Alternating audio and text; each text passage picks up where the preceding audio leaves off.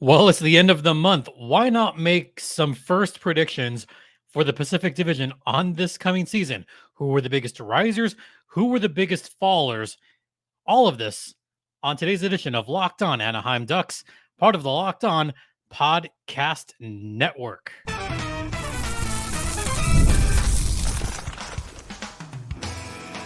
You're Locked On Ducks, your daily podcast on the Anaheim Ducks, part of the Locked On Podcast Network, your team every day. Let's do this. Hi, everyone. Welcome to Locked On Anaheim Ducks, part of the Locked On Podcast Network. I'm your host, Jason Hernandez. I've been covering hockey for over a decade. Also, a frequent contributor to Defend the Nest, which covers the San Diego Gulls, and also the PA voice for the Coachella Valley Firebirds. And today's episode is brought to you by Gametime.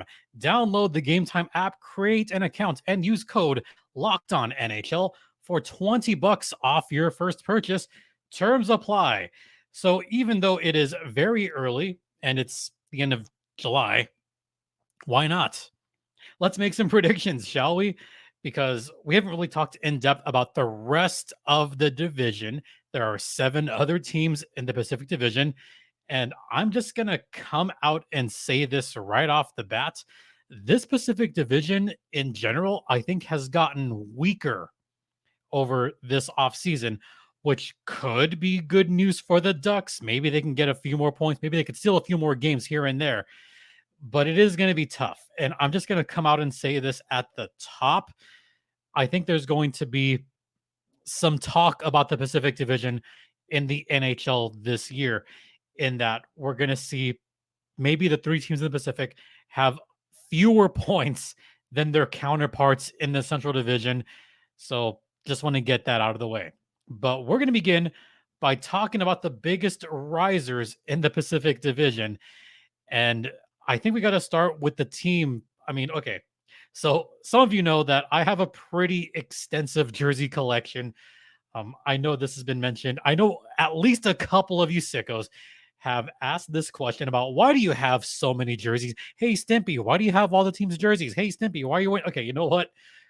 I answered this. I answered this a while ago in a mailbag. I'm a jersey collector. I've been collecting these jerseys pretty much all my life. And it's not just hockey. I've got a bunch of baseball jerseys, a bunch of basketball jerseys. So I got to start with the team right here. Yes, this is a Vancouver Millionaires jersey, but I think one of the biggest risers is the Vancouver Canucks. Now, it's hard to be a riser when you already are in the top of the division last season. The Vancouver Canucks won the Pacific last year with 109 points. Behind them was Edmonton with 104.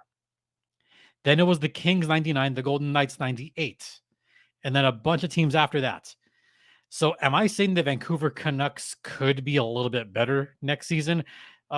Yeah. And in fact, I will come out and say this. I think the Vancouver Canucks are going to be the team to beat in the Pacific Division. Yes, they lost Elias Lindholm. They lost Nikita Zadorov. They lost Ilya Mikheyev. I think they even lost Ian Cole as well, but they got some pretty solid players. I think one of the biggest additions Vancouver got is Jake DeBrusk from the Boston Bruins. Now, I think this is probably one of the best possible fits for the Vancouver Canucks. And you know what? They didn't spend a crap ton of money. In fact, they saved salary space with these moves. That's pretty awesome, right? And I think this was for the best. And then they replaced Lindholm with, I think, some better players and key additions on the wing. Jake DeBrusk was considered one of those up and risers for the Boston Bruins. And I still think he's got a ton of great hockey left in him. So as far as players that I'm kind of going to watch out for, I think this is one of those that I'm going to say could be a key difference for the Vancouver Canucks. And if I'm going to be really honest, I think that's someone that you got to watch out for. Now, DeBrusk, he did sign this offseason. It was a 4-year deal for $5.5 million at age 27. I think he's entering his prime right now at $5.5 million. You know what? I actually think that's a good contract for the Vancouver Canucks. That one's a key one. Danton Heinen at 2.25 million. Okay, I know Danton Heinen was previously with the Anaheim Ducks and had a mostly decent time with the Anaheim Ducks. I don't know if he's worth $2.25 million for Vancouver, but they obviously still see some great hockey in him, and it's a 2-year deal.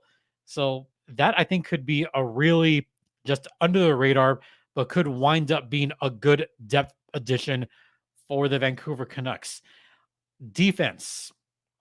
Yeah, this one is going to be a bit of a downgrade because they did get Derek Forbort. They did get Vinny Desharnais from, I think he was with Edmonton before that. And they also got Kiefer Sherwood, who recently spent some time in the Nashville Predators organization. He was with the Ducks organization before that. Kiefer Sherwood is a good tweener guy, a good 13th player to have on your roster. Now, I've always liked Sherwood. He's always been kind of one of those under the radar guys that can strike at any moment and can be good for a multiple goal performance at any time. You just never know when he's going to come out bursting at the seams. So I like those additions for the Vancouver Canucks. As long as Thatcher Demko stays healthy for the entire season, watch out. This team is going to be, I don't want to say unbeatable, but this is a team that could make a lot of noise this coming season and could even do better than their 109 points from last season. Now, another team that I think is going to be on the rise, and this is kind of easy to go on the rise, when they had a mostly disappointing year last season, they did spend money. The Seattle Kraken. They added a couple of very good players from the Vegas Golden Knights. Now, they did lose Kyle Yamamoto, who had kind of a down year. They lost Justin Schultz, and they also lost Brian Dumoulin to the Anaheim Ducks. But they got Chandler Stevenson and Brandon Montour. Now, were these maybe a slight bit of an overpay according to some? Yeah, some would say that was a slight overpay. But they greatly improved. They got one of the better top 4 defensemen in the league in Brandon Montour. Chandler Stevenson, I think, is still a stronger player than some people give him credit for. And it is an upgrade from Kyle Yamamoto. So that was a big, big loss. I mean, 2 big losses for other teams. And I think Chandler Stevenson is going to be a massive, massive loss for the Vegas Golden Knights. I could see him putting up some pretty solid numbers with the Seattle Kraken, and they just added to their depth with those 2 pieces just right off the bat. So I like what the Seattle Kraken did. And also, this is something that the Kraken have needed.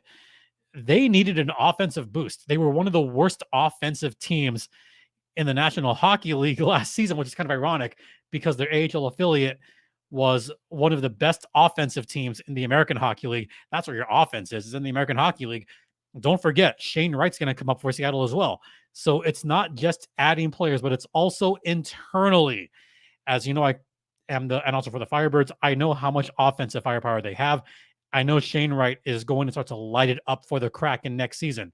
So really, they add 3 guys in Stevenson, Montour, and Shane Wright. That offense is immediately going to get better next season. And I think they're going to be one of the more surprising teams in the Pacific Division. And of course, it's easy to say that they're going to rise because last season, they only had 81 points last season. I would predict that they're going to get something in the 90-point range in the standings next season. So that's my other big riser in the Pacific Division. All right, we're going to head into the first intermission, and I'm going to talk about who I thought were the biggest losers so far. Yeah, there's a couple of teams that I think are going to be the biggest losers. One of them is probably not going to come as much surprise. I already talked about that, and we will get to all of that on the other side. And now a brief word from the Gametime app. And folks, if you haven't used the Gametime app, what are you waiting for? I just used Gametime last week on a baseball doubleheader, at Chavez Ravine and at Angel Stadium. Yeah, game at 1 o'clock, game at 6:30. And you know where I got my tickets? The Gametime app, because they are your authorized ticket marketplace of Major League Baseball, which makes getting tickets faster and easier. And prices are actually better on the Gametime app. All in prices for that Angels ticket in the club level. Let me repeat that. Club level tickets for $6. Yeah, you heard me right. I mean, yeah, Angels Oakland, but that's still cheaper than the minimum price on some other websites that I won't mention here. But you can get other great MLB games coming up, other high profile games coming up. Mariners at the Dodgers coming up in a couple weeks. And you got flash deals, zone deals, last minute deals, and easy to find MLB tickets for every kind of game in the SoCal area. So take the guesswork out of buying MLB tickets with Gametime. Download the Gametime app, create an account, and use code LOCKEDONNHL for $20 off your first purchase. Terms apply. Again, create an account and redeem code LOCKEDONNHL for $20 off. Download Gametime today. Last minute tickets, lowest price, guaranteed. Welcome back to Locked On Anaheim Ducks, part of the Locked On Podcast Network. Once again, you're locked in with Jason JD Hernandez. I talked about who I think are the two biggest risers, but let's talk about who lost the most heading into the season. And I actually have three teams on my little paper to my side. That's what I look at. I usually write down my notes before every episode. I try to write down as many notes as possible because I try to come prepare for you, the fans listening or watching. And I have three teams that I think are going down. And one of them I already talked about. So I'm going to start with the Vegas Golden Knights. They lost a lot this year. This is their cap hijinks, or as some of you would say, the shenanigans. But their shenanigans have finally caught up to them. And all they've done is lose players this year. Jonathan Marchessault, the Corsi King, was lost to the Nashville Predators. They traded Logan Thompson, which is still hilarious to me. Oh, okay. I still cannot believe that they traded Logan Morrison an hour and a half before he did an autograph session at the Sphere at the NHL draft. Oh, that's still just one of those weird things that I happen to be there for. So yeah, they traded Logan Thompson. They acted Victor Olofsson. They added Akira Schmid. Ooh, and they also added Alexander Holtz. Ooh, double oof. So what did they do during the offseason? Well, not a whole lot. I mean, they are one of the lowest graded teams as far as offseason acquisitions. And in fact, when I look at who else they lost, this is pretty bad, folks. So they lost Jonathan Marchessault. They lost Anthony Mantha. They lost Chandler Stevenson to the Kraken. They lost William Carrier. They lost Mike Amadio. They lost Logan Thompson. They lost a whole lot of guys. And all they got was Holtz, Victor Olofsson, Ilya Samsonov. Yeah, goaltending is going to be a major question mark for the Vegas Golden Knights. Look, they're going to be super thin at forward from here on out. They did well their first 6-7 seasons. This is going to be the time where the Vegas Golden Knights are going to begin to take a step back in their team. And in fact, I think they could miss the playoffs altogether this season. Yes, you still have Jack Eichel in your lineup. You still have a pretty solid offensive team, but defense is going to struggle this season, and goaltending, I think, is going to struggle even more this season. So when I look at teams that are going to lose a lot this coming season, the Vegas Golden Knights are right there. And another team that I think is going to lose a lot and be one of those teams that's going to be on the fall is the Los Angeles Kings. They came out and admitted it. They made a bad signing with Pierre-Luc Dubois, and they just unloaded Pierre-Luc Dubois. Yes, that is a loss. They also lost Victor Arvidsson and Carl Grunstrom and Blake Lizotte and Matt. Actually, losing Matt Roy is pretty big. And losing Cam Talbot is also pretty big. They did get Warren Fogle, who I don't think is going to be a good replacement for the team. Tanner Jeannot, I don't know if he quite fits this Kings lineup. Joel Edmondson could be an under the radar solid player. Darcy Kemper is now the future backstop for the Los Angeles Kings. Darcy Kemper, I think, unfortunately, is on the. I think he's trending down in his career. I think he's past his prime. He is still going to be a steady presence between the pipes, and he's still going to be solid, but he's not the solution that the Kings are looking for between the pipes. And they definitely lost more than they gained.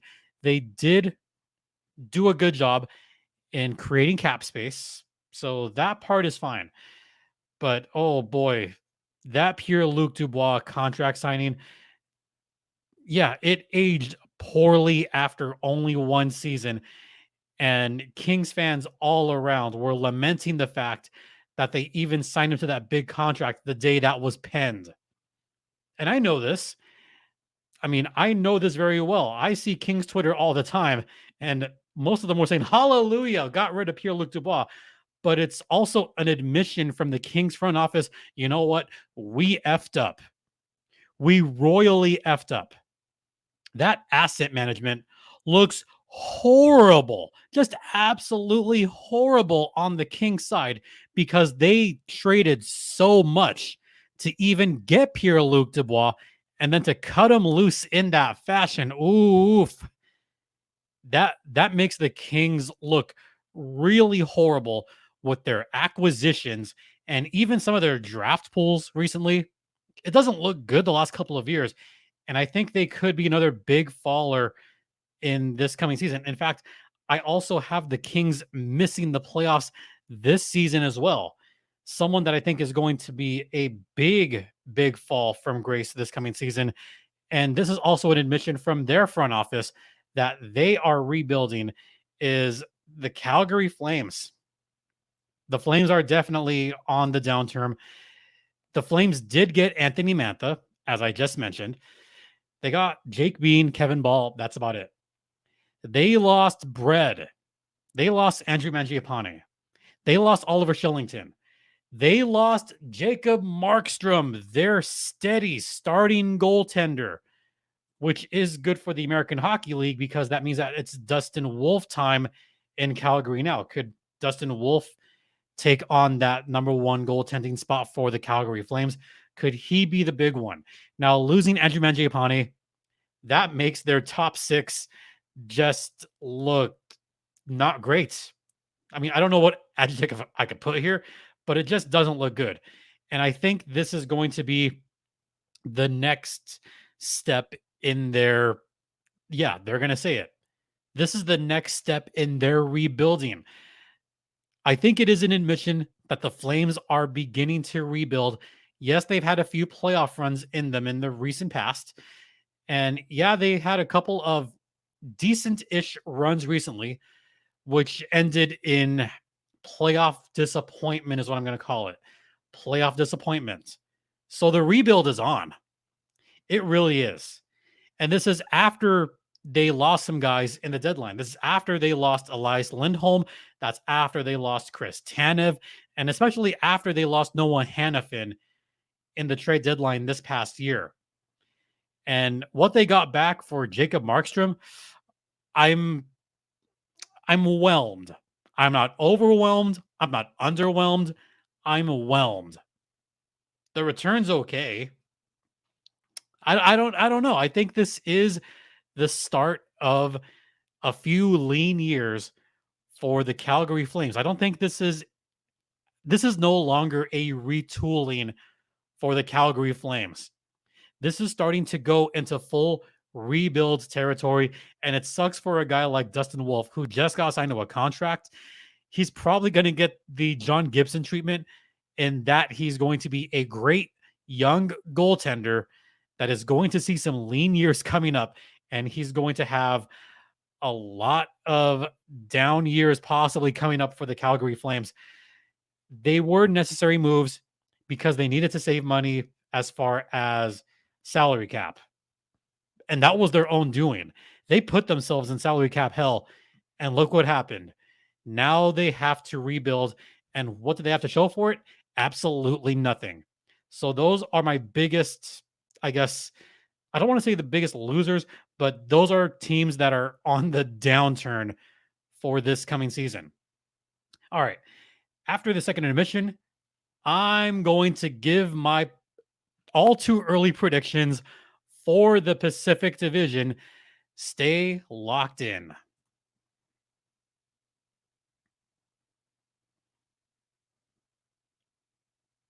Welcome back to Locked On Anaheim Ducks, part of the Locked On Podcast Network. Once again, you're locked in with Jason Hernandez as I give some predictions for this coming season, and I'm going to keep this one short because we're kind of up against it. So I have some thoughts, folks. I have some big thoughts on this one. So I had 2 teams on the rise and 3 teams on the downturn. So what does that mean for the playoff picture? I think there's only going to be 3 Pacific teams that make the playoffs this season. I said it right at the outset. The Pacific Division in general is going to be a little bit weaker. In fact, when I look at preseason rankings for the biggest risers and biggest losers in the National Hockey League, the Pacific Division teams definitely lost a lot more than they gained. I mean, one of the biggest risers in the Central Division has to be the Nashville Predators. They got Steven Stamkos. They got Jonathan Marchessault. They're going to be very good. The St. Louis Blues, Minnesota Wild, I still think they could be somewhat solid as well. And the Utah Hockey Club had a quietly solid off season. So could they compete for a playoff spot this year? Yes. You also have Colorado, who's going to still be good. Winnipeg is still going to be good. The Dallas Stars are still going to be good. So out of those 6, really 7 teams that I mentioned, the only team that is going to suck this season is going to be the Chicago Blackhawks. Utah could be surprising. Minnesota, you never know with them. St. Louis, you really never know with them. Nashville, Colorado, Winnipeg, Dallas, easy playoff teams in the Central. So I think the Pacific Division kind of gets left out. So my prediction for this coming season, I have the Vancouver Canucks at number 1 this year. They did improve while also doing a good job of managing their salary. So I have them as my Pacific Division winners. In fact, it is their division to lose this year. But coming up right behind them, and they didn't do a whole lot as far as gaining or losing, but they still managed to re-sign guys like Adam Henrique. I think getting Adam Henrique back on Edmonton is a great move for the Oilers. And that's going to be good for them in the long run. So I like what Edmonton did overall. I have them as the second team in the Pacific Division. No surprise, right? Yeah, absolutely no surprise there. I'm trying to think of who else actually took notes on this, on who they lost and who they gained this season. They gained Victor Arvidsson from the Kings. Poor Kings. They also got Jeff Skinner. Not bad. They lost Warren Fogle. They lost Ryan McLeod. Yeah, that's fine. I think they actually gained a little more than they lost. So Edmonton right there in second place. Then it's teams 3-2-8. Who's going to be that number 3 team? I have the Seattle Kraken at number 3. I think they barely edge out the Vegas Golden Knights, who I have at 4th. Seattle last season had 81 points. Vegas had 98 points. I think Vegas winds up with about 90. I think Seattle ends up with about 90 points. And if I'm going to give the edge to a team, I give the edge to the Seattle Kraken. So I have Kraken 3rd, Vegas 4th. They're going to be on the downturn. I have the Los Angeles Kings 5th in the division. And they're going to, I think, wind up having a mostly disappointing season. The moves that they've made over the last really 2 to 3 seasons have not panned out the way they want to. Now, there have been a couple of good signings. The Philippe Deneau signing, I think, has been good for the LA Kings, but the Dubois deal, oh boy, that is going to haunt them for years to come. and they just lost too many key guys in their roster. So I have the Kings 5th. You ready for this? I have Anaheim 6th. Anaheim is going to be a riser this season. Now, I don't have them as a biggest riser, but I think they're going to rise little by little this season.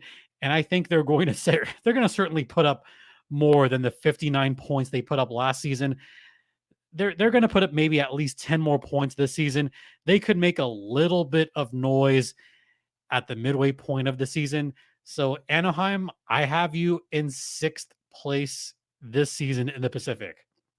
Calgary's going to drop all the way to 7th and slightly behind them, but they are going to improve from their 47 points.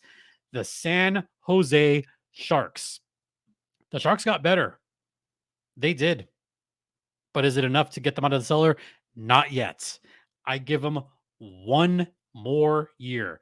Just one more year that they're going to be in the cellar. And I would say for the 25-26 season, you'll probably see Calgary in the cellar. You might even see the Kings right there with them. You very well might.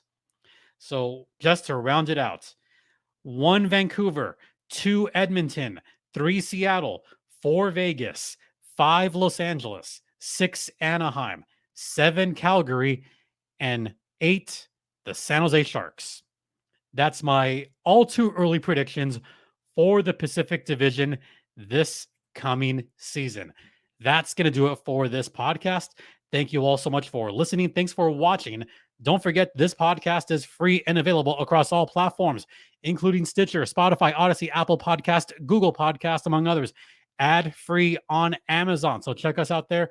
Also hit that subscribe button on the YouTubes. You could follow me on Twitter X, Comsa at StimpyJD. The show's Twitter X is at LO_Ducks. You could email me at lockedonanaheimducks@gmail.com. And once again, thank you all for your continued support. It is so greatly appreciated. For Locked On Anaheim Ducks, I'm Jason JD Hernandez saying have a great rest of your evening or day. Please remember to be safe out there, be kind to one another, and Ducks fly together.